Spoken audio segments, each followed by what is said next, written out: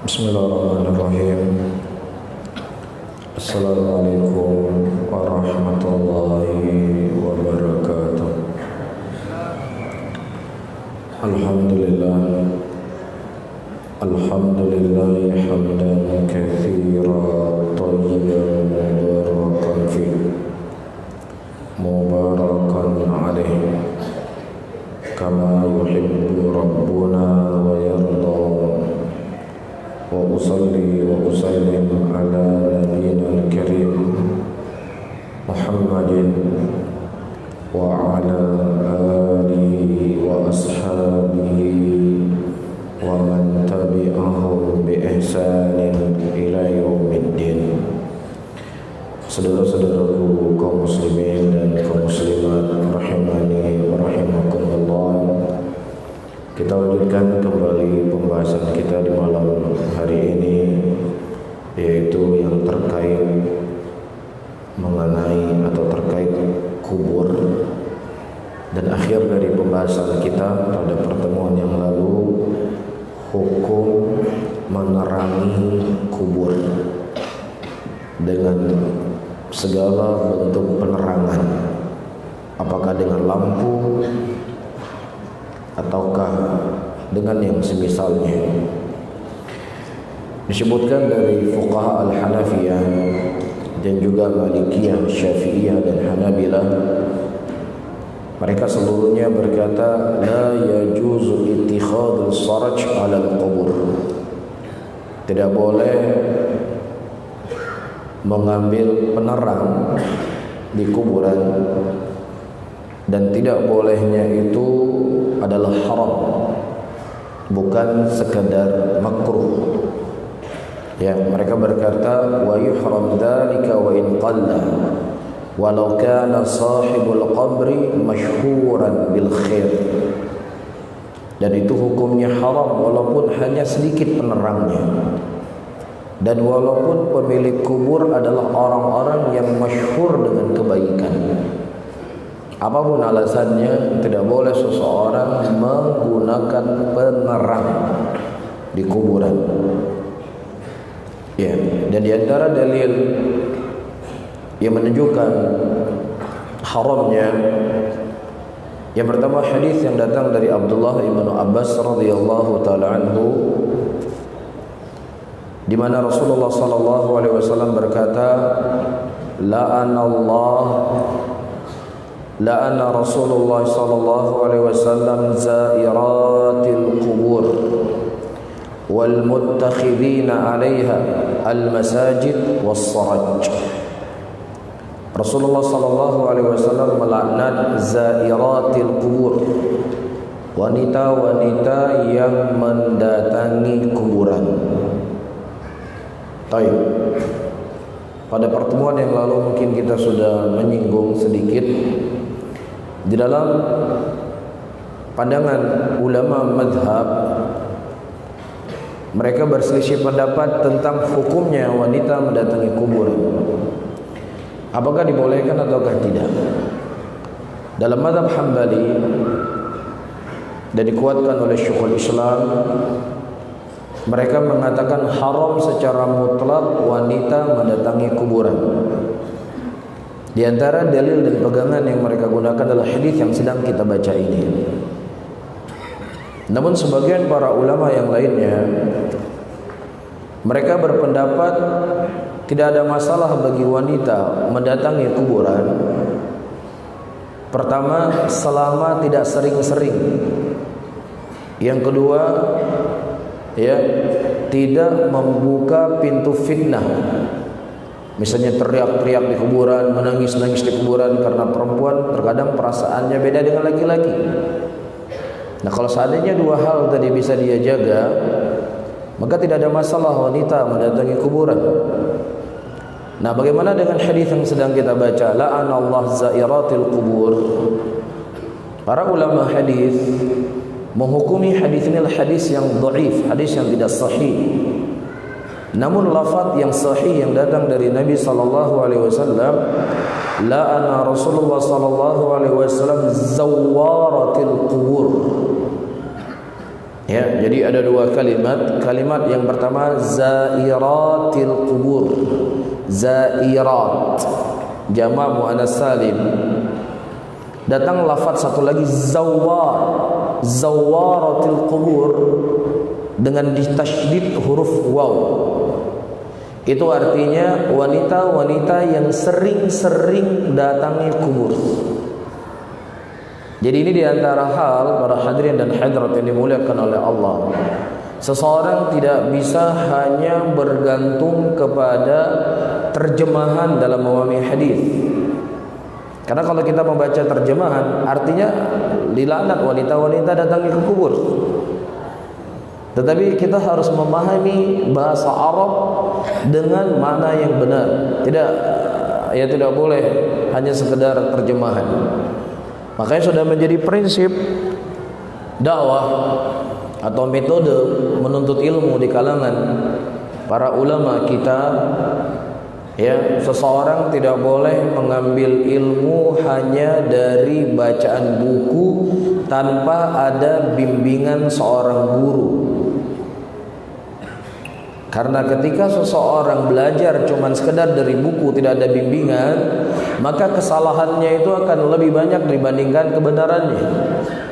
Dan orang yang tidak punya guru dalam belajar itu gurunya syaitan. Disebutkan dalam sebuah kisah, ya, seseorang memahami dan datang sebuah hadis. Dalam hadis disebut oleh Rasulullah, habbatus sauda da likulli dawa. Habatus sauda atau dawa likulli da. Habatus sauda adalah obat dari segala penyakit.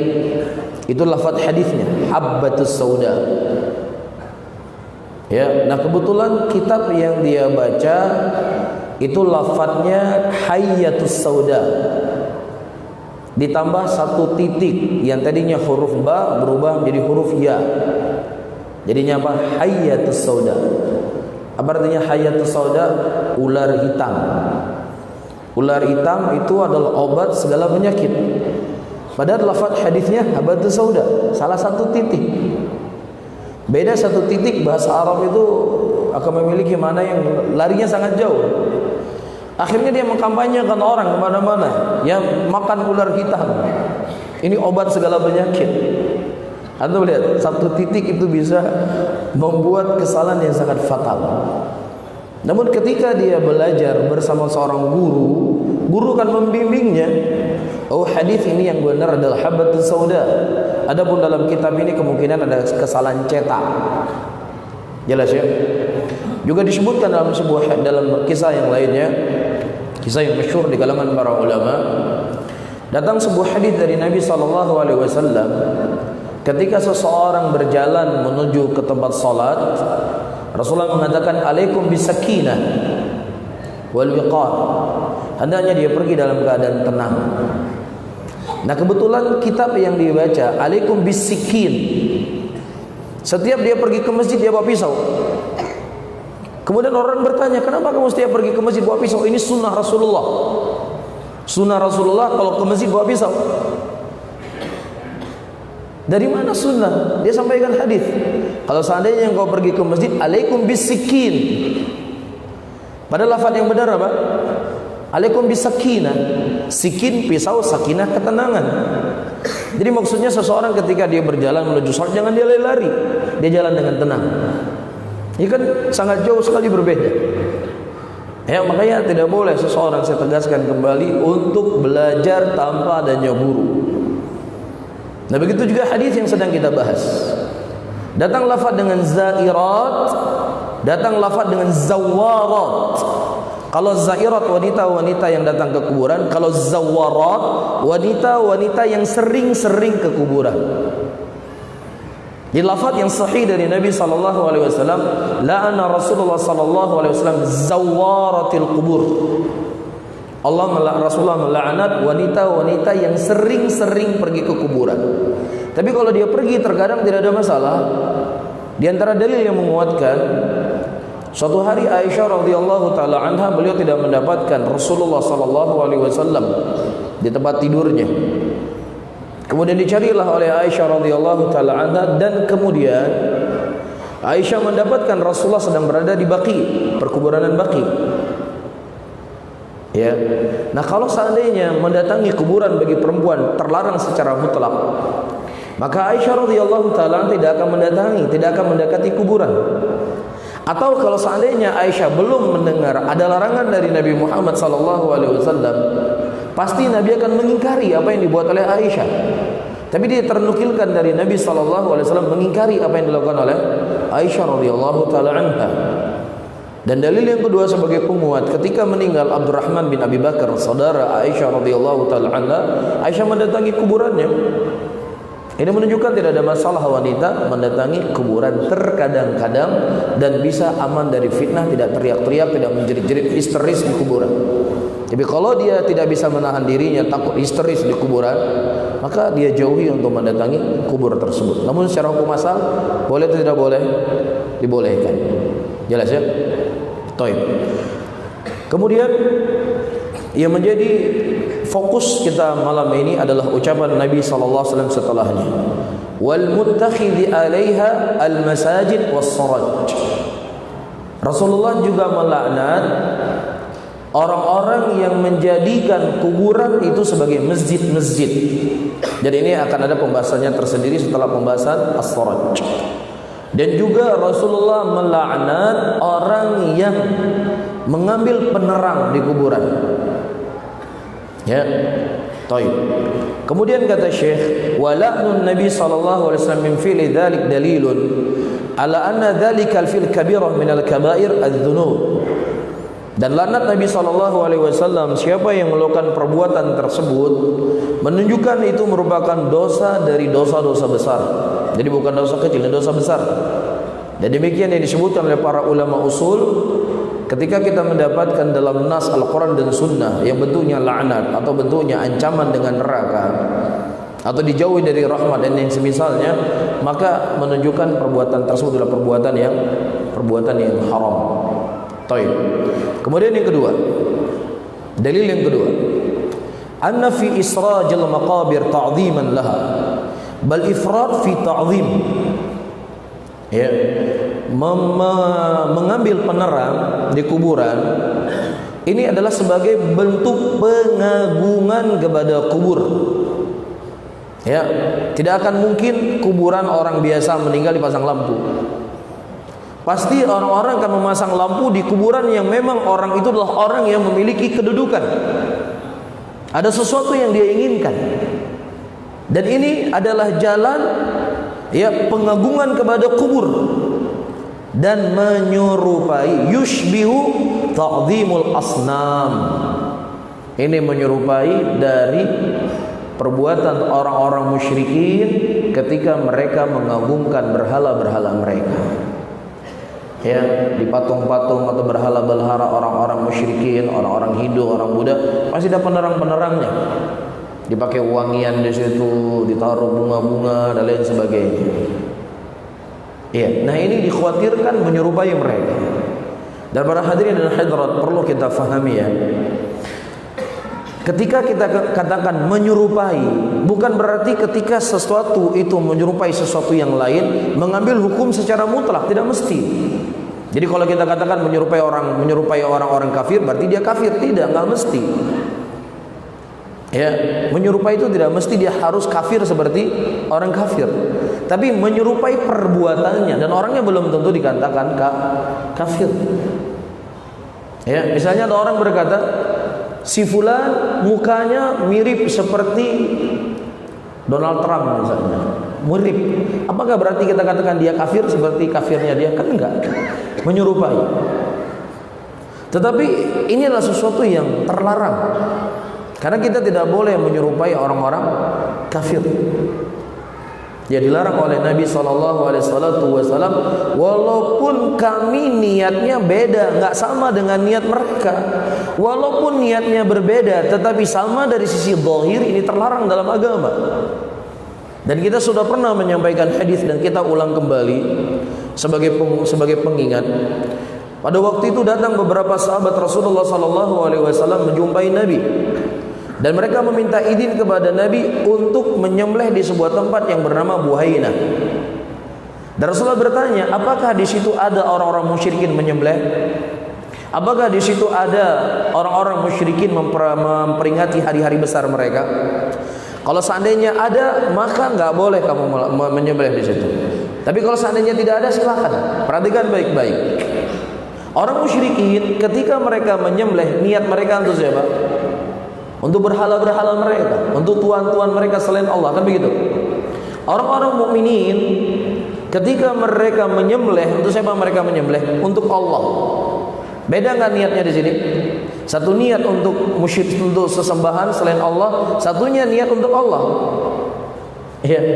Tetapi ketika sama dari sisi zahir, sama sisi bentuk, karena menyembelihnya sama, perbuatan menyembelihnya sama antara perbuatan orang musyrikin dengan perbuatan mukminin, tetapi niatnya saja yang berbeda, tetap dilarang oleh Nabi sallallahu alaihi wasallam. Walaupun kamu hana maksud lagian, hana niat kamu lagian, betul. Walaupun Anda tidak niat seperti yang diniatkan oleh mereka, karena kalau Anda niat seperti niatnya mereka, nanti bisa sama keserupaan secara keseluruhan.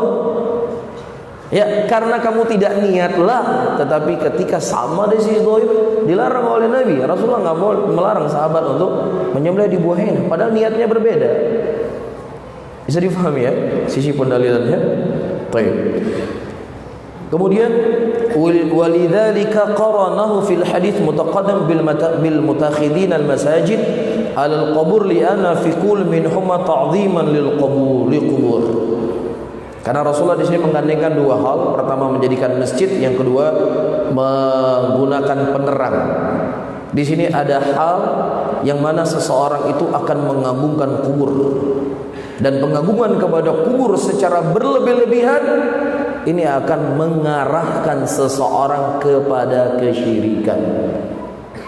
Ya, mengarahkan seseorang kepada kesyirikan, dan ini yang paling ditakuti, paling dikhawatirkan oleh Nabi sallallahu alaihi wasallam. Dalam keadaan beliau telah mendidik para sahabatnya di atas tauhid. Beliau telah mendidik para sahabatnya di atas akidah yang sahih. Negeri tersebut adalah negeri yang dijaga oleh Allah, tetapi beliau tetap berdoa kepada Allah Subhanahu wa taala, Allahumma la ta'jal qabri wathanan yu'bad. Ya Allah, janganlah engkau menjadikan kuburanku sesuatu yang disembah selain engkau, wahai Rabbku. Padahal beliau meninggal di kota Mekah, di kota Madinah, telah dididik orang-orang di atas tauhid. Tapi Rasulullah khawatir kuburan beliau disembah. Mafhum ya? Makanya di antara jalan menutupi pintu-pintu itu semuanya, tidak boleh seseorang menggunakan penerang di kuburan. Jelas? Yang ketiga, para hadirin dan hadirat yang dimuliakan oleh Allah, banyak soal di malam ini.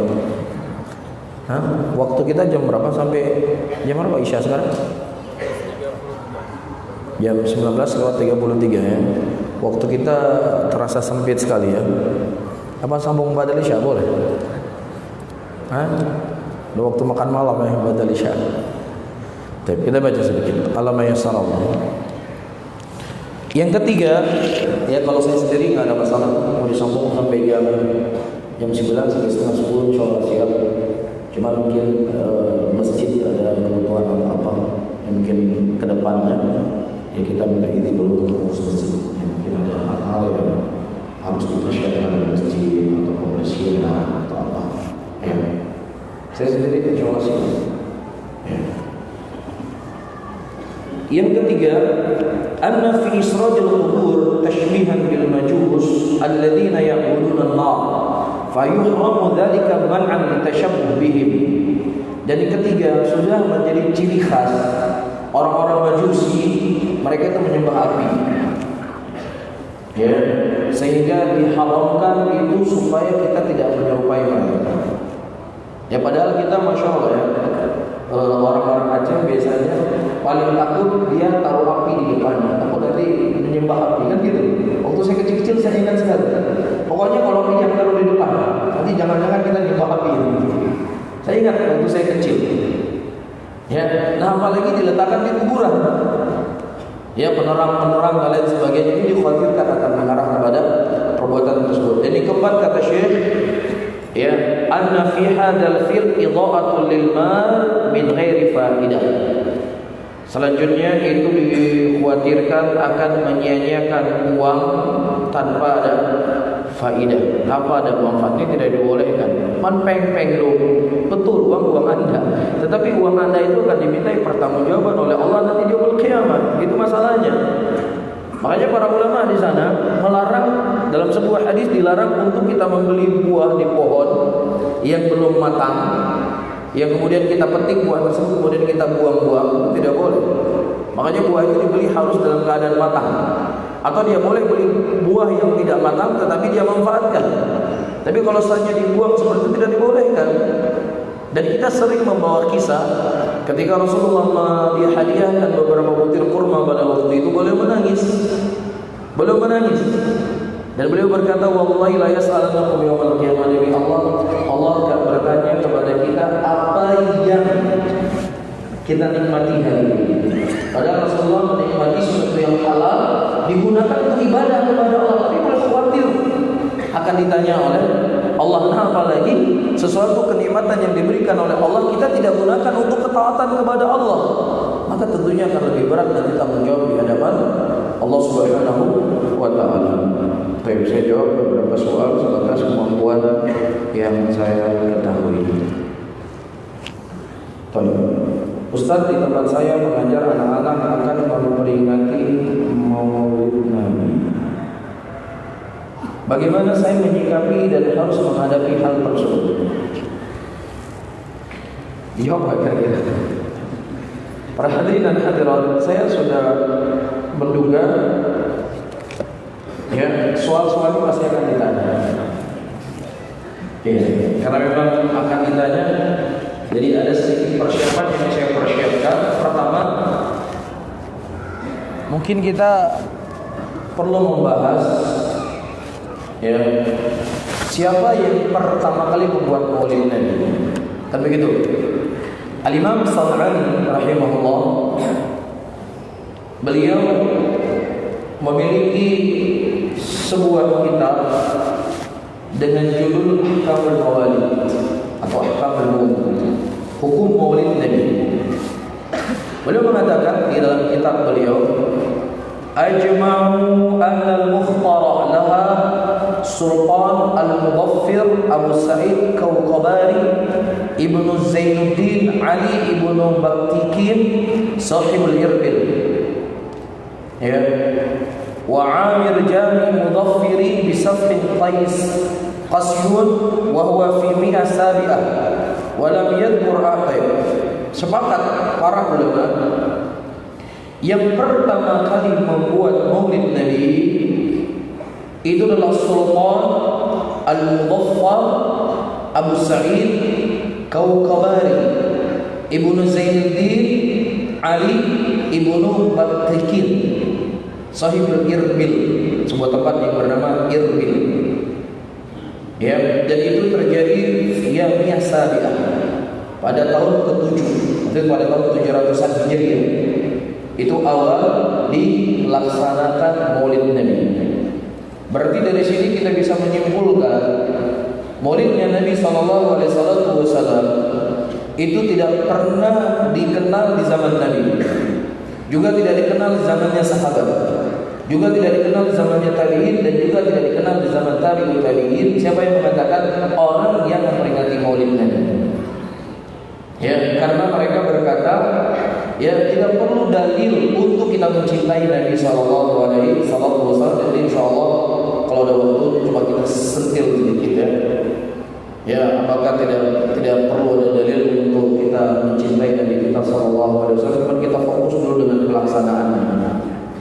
Namun para hadirin dan hadirat yang dimuliakan oleh Allah, Syekh Shalih Al-Utsaimin rahimahullah, ya, Syekh Shalih Al-Utsaimin, beliau ulama yang masih hidup, ya, Syekh, seorang ulama besar di Arab Saudi, termasuk dari salah satu anggota kibar ulama di sana, muftinya. Beliau mengatakan, annal muhdits lahu wa sultan al-irbil mutaqaddim wa hadha qaulun jama'ati min ahli al-ilmi. ya, yang mengatakan bahwasannya yang pertama kali melakukan Maulid Nabi adalah Al-Mudhaffir, sultan dari Irbil. Itu sebagian para ulama, bukan seluruh ulama. Di antara ulama yang menyebutkan adalah Al-Imam Suyuti rahimahullah dalam kitab beliau berjudul ya Al-Maulid. Ya, Al-Maulid. Ya, dan juga Al-Imam Syaukani. Tadi saya sebutkan salah ini ya, bukan salah Syaukani. Kitab kita yang baca di Syaukani. Dan Al-Imam Syaukani menyebutkan di dalam kitab beliau ini adalah Al-Mudhaffir tadi. Ya. Namun dari fakta sejarah dan pendapat yang sahih kata beliau rahimahullah hafizahullah, yang pertama kali membuat acara Maulid Nabi Al-Ubaidiyun, sebuah sekte, sebuah kelompok yang bernama Al-Ubaidiyun, yaitu para pemimpin yang ketika itu mereka menguasai Mesir. Alladzina yusammuna ghalatan bil Fatimiyin. Ya, atau terkadang mereka dikenal dengan kelompok Fatimiyin, satu kelompok sekte bernama Fatimiyin, itu pengagungan Fatimah. Tetapi kelompok ini yang benar adalah kelompok Al-Ubaidiyun. Kelompok apa? Al-Ubaidiyun. Wa qad dzakara hadza jama'atun min ahli ilmi. Dan di antara ulama yang menyebutkan yang pertama kali mencetus Maulid Nabi adalah kelompok Al-Ubaidiyun atau dikenal dengan Fatimiyun, ya, adalah Al-Maqrizi dalam kitab beliau Al-Khutat, dan juga disebutkan oleh Qalqanshandi dalam kitab Subil Aksya. Dan Syekh mengatakan pendapat yang sahih dari pendapat para ulama bahwasanya Maulid Nabi pertama kali dicetus oleh Al-Ubaidiyun yang berasal dari Mesir. Ya, dan kepada saudara-saudara yang mereka ini tidak perlu baper, karena kan nggak perlu dalil kan untuk mencintai Nabi Sallallahu Alaihi Wasallam. Ini satu hal. Hal yang kedua, para hadirin dan hadirat yang dimuliakan oleh Allah, di sana ada sebuah kaidah yang disebutkan oleh para ulama, "Lau kana khairan la sabaqu alaihi." Kalau seandainya itu merupakan sebuah kebaikan, maka pasti sahabat Rasulullah SAW mereka akan mendahului kita dalam segala kebaikan. Tidak ada satu pintu kebaikan pun kecuali mereka akan berusaha untuk melakukannya, walaupun itu bukan perkara wajib. Walaupun bukan perkara wajib. Disebutkan hadis dalam Sahih Bukhari dan Sahih Muslim, "Dhahaba al-duthur bi amwalihim." Telah pergi orang-orang kaya dengan harta-harta mereka. Yusalluna kama nusalli wa yasumuna kama nasumu wa yatasaddaqu kama natasaddaq. Mereka berpuasa sebagaimana kami berpuasa. Mereka salat sebagaimana kami salat. Tetapi mereka bersedekah dan kami tidak mampu bersedekah. Kami fakir, kami miskin. Padahal tidak ada kewajiban untuk mereka bersedekah. Tidak ada kewajiban mereka bersedekah. Apalagi mereka orang fakir, orang miskin. Tetapi mereka tidak mau kalah dengan kebaikan ini.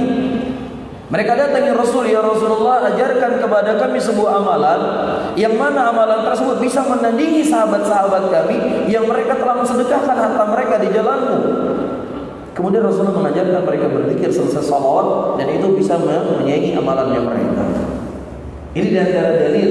Dari sekian banyak dalil, tidak ada pintu kebaikan kecuali mereka akan berada di barisan yang paling terdepan. Apalagi kalau itu sebagai bentuk kecintaan kepada Nabi Muhammad SAW, maka apapun itu akan mereka korbankan. Ketika Rasulullah SAW datang ke kota Mekah untuk haji pada waktu itu, dan dihadang oleh orang musyrikin, untuk tidak boleh masuk ke kota Mekah, sehingga dikenallah dengan perjanjian Hudaybiyah. Ya, dan kemudian Rasulullah SAW kembali. Abu Sufyan dalam keadaan beliau masih musyrik pada waktu itu, beliau berkata, "Aku tidak pernah melihat ada seseorang yang dimuliakan, yang dicintai seperti Muhammad dicintai oleh sahabatnya." Walaupun para raja tidak pernah melihat ya para raja dihormati sebagaimana dihormati Muhammad ini. Ini sebagai bentuk bukti persaksian bahwasanya apapun kebaikan, ya, apalagi sebagai bentuk cinta kepada Nabi Muhammad SAW, maka para sahabat akan berada di barisan yang paling terdepan, dan mereka tidak akan, ya, membiarkan satu rongga pun kecuali mereka berusaha untuk mencintai Nabi Muhammad SAW. Bisa dipahami? Yang ketiga, atau mungkin mereka nggak tahu kalau ini adalah kebaikan. Ya, kalau seandainya mereka tidak tahu inilah merupakan sebuah kebaikan, maka ini adalah penafsiran yang sangat jauh. Karena Rasulullah SAW di Hajjatul Wada, beliau berkhutbah dan beliau berkata, Allahumma syhad, ya Allah persaksikan, apakah aku telah menyampaikan seluruhnya kebaikan kepada kalian? Bala, para sahabat berkata, iya ya Rasulullah, segala kebaikan telah disampaikan oleh Nabi.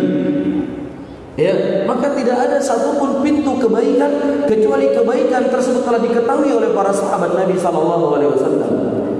Ya, nah kalau seandainya ada orang yang dia mengatakan secara halnya dia tidak mengatakan dengan mulutnya, tetapi dengan perbuatannya, kami lebih mengetahui kebaikan untuk mencintai Nabi kami dibandingkan sahabat Rasulullah SAW, maka ini tentunya sesuatu yang sangat keliru. Bagaimana mungkin Anda lebih pintar di dalam kebaikan mencintai Nabi dibandingkan dengan sahabat Rasulullah? Yang selanjutnya, para hadirin dan hadirat, di antara dalil yang digunakan oleh sebagian orang, Rasulullah SAW beliau berpuasa di hari Senin, hari di mana beliau dilahirkan. Nah, puasa itu adalah ibadah. Ya, nah boleh kita melakukan ibadah-ibadah yang lainnya seperti bersedekah, seperti berselawat, atau berkumpul-kumpul, bersilaturahmi. Jadi kias kepada puasa. Kan seperti itu.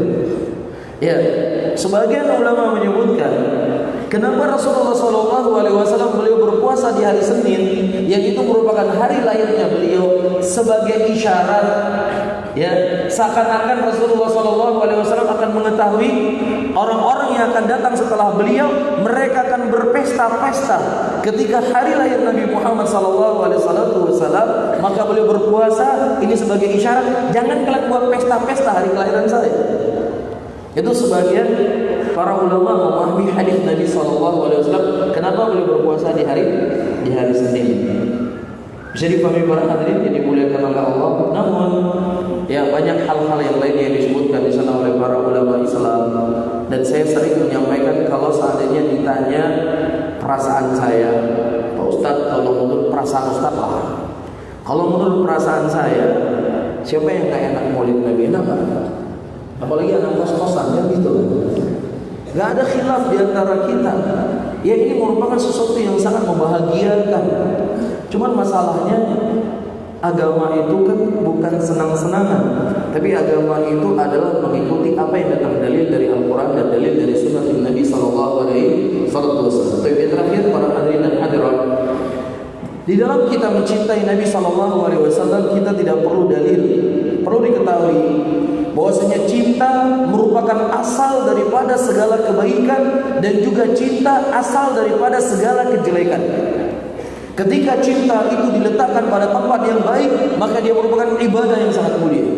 Namun ketika cinta itu diletakkan pada tempat yang salah, maka ini merupakan kehancuran pada diri seseorang. Allah Subhanahu wa taala menyebutkan dalam ayat Al-Qur'anul Karim, ya ayyuhalladzina amanu inna min azwajikum wa auladikum aduwwan lakum fahdharuh. Hai orang-orang yang beriman, sesungguhnya istri-istri kalian dan anak-anak kalian adalah musuh bagi kalian. Hati-hati kamu dari mereka. Ini merupakan kecintaan seorang suami kepada istri dan anaknya, tetapi kecintaan yang salah, yang itu membuat istri dan anaknya adalah musuh baginya. Bisa dipahami? Tetapi ketika cinta itu adalah cinta yang benar, cinta dia kepada istrinya dengan cinta yang benar, cinta dia kepada anaknya dengan cinta yang benar, maka sama-sama dia akan mengajak istri dan anaknya masuk ke dalam surganya Allah. Tetapi ketika cintanya yang salah itu dianggap musuh oleh Allah Subhanahu wa taala. Jelas.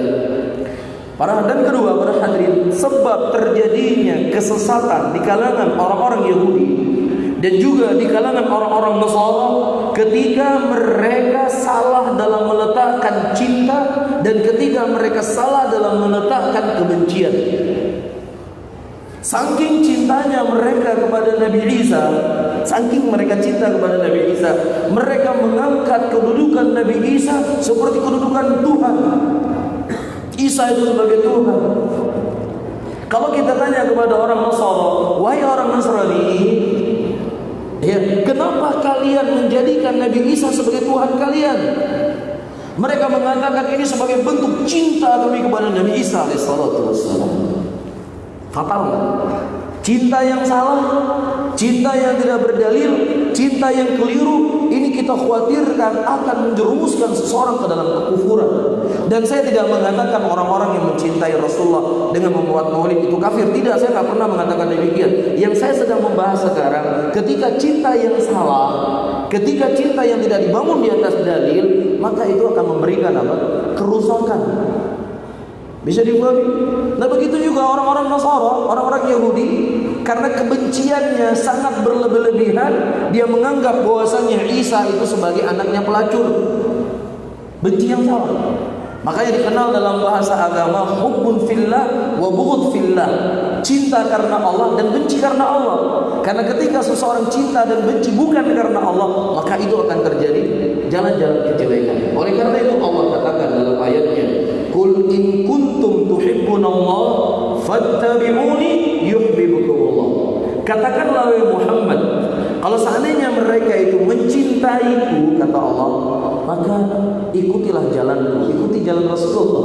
Berarti Allah telah memberikan koridor cara kita mencintai Allah dengan mengikuti apa? Sunnah Nabi SAW. Dengannya Allah akan mencintai kita. Ya, dan bagaimana cara kita mencontohi cinta Nabi? Yaitu bagaimana para sahabat mencintai Nabi Muhammad SAW. Itulah cinta yang benar. Namun kalau seandainya cinta yang tidak disertai ya dengan cara yang benar, kita takutkan seperti ucapan seorang penyair Arab, semua orang mengaku sebagai kasihnya Laila, tapi Laila tidak mengenal orang yang mengaku sebagai kasihnya.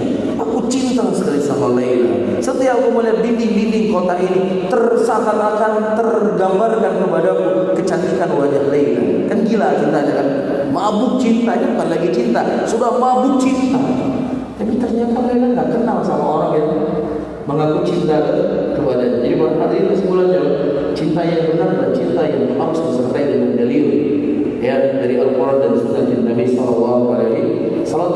Dan bukan berarti kita cuma sekedar menyampaikan. Kita bukan siapa-siapa. Kalau seandainya ada saudara kita muslimin melakukannya, ya kita bukan siapa-siapa. Wa ma ana ilal balagh. Kita kecuali hanya sekedar menyampaikan. Dan satu lagi, kemudian saya tutup pengajian di malam hari ini. Para hadirin dan hadirat yang dimuliakan oleh Allah, kalau seandainya kita ingin mencari pendapat para ulama, pasti akan ada pendapat para ulama, apapun ada pendapatnya. Saya sudah sering menyampaikan nikah mut'ah yang dilakukan oleh Syiah Rafidhah, itu ada ulama yang berpendapat demikian. Di antaranya Ibnu Abbas radhiyallahu taala anhu. Dan juga ada di antara ulama yang mengatakan minuman keras itu halal. Yang haram itu hanya sekedar minuman keras yang terbuat dari anggur. Tapi kalau minuman keras yang tidak terbuat dari anggur tidak ada masalah, halal. Ada sebagian ulama mengatakan riba itu hanya haram di riba nasiah. Tapi kalau riba fadl nggak ada masalah. Ya, antum punya uang 100.000 dikembalikan 120.000 nggak ada masalah. Karena itu termasuk dari riba fadl. Yang haram itu riba nasiah. Ada ulama berpendapat demikian. Tetapi tentunya segala pendapat siapapun dari pendapat seseorang itu harus diikat dengan dalil dari Al-Quran dan Sunnah Nabi SAW. Pendapat pendapat Abu Bakar dan Umar itu telah ditolak oleh Abdullah bin Abbas ketika bertentangan dengan sesuatu yang datang dari Nabi Muhammad SAW. Adapun ulama ketika mereka berijtihad, kalau memang mereka bersungguh-sungguh dengan ijtihadnya, insya Allah mereka mendapatkan 2 pahala kalau benar, dan kalau seandainya salah mereka mendapatkan 1 pahala. Tapi Allah Taala besok mungkin yang saya sampaikan di malam hari ini, dan insya Allah selanjutnya kita sambung pada pertemuan yang akan datang. Dan saya mohon maaf ya untuk 2 minggu akan datang mungkin saya cuti sebentar ya, nanti diganti oleh Ustaz Imam atau yang lainnya insya Allah. Dan sebenarnya buat saya sendiri dalam hati saya paling dalam itu paling